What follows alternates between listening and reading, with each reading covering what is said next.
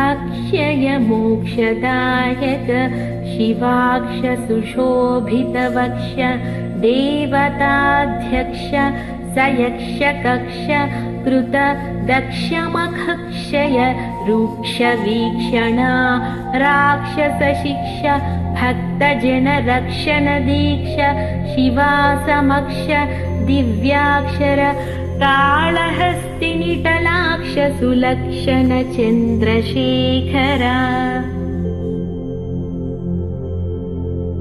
భావం ఈ పద్యం శివుడి మహిమను, ఆయన గుణగణాలను స్తుతిస్తూ ఆయనను భక్తితో సంబోధిస్తూ చేసిన ప్రార్థన. శివుడిని అక్షయమైన మోక్షాన్ని ప్రసాదించేవాడిగా, కామదేవుడిని దహించిన శక్తిశాలి స్వరూపంగా, దేవతల అధిపతిగా మరియు సర్వజ్ఞుడిగా వర్ణిస్తున్నాడు.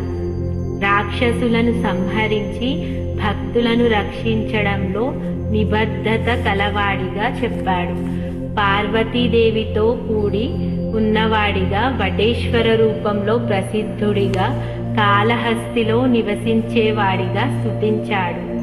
తలపై చంద్రుణ్ణి ధరించిన చంద్రశేఖరుడిగా, శుభలక్షణాలతో నిండిన పరమేశ్వరుడిగా ఆయన మహిమను గానం చేస్తున్నాడు.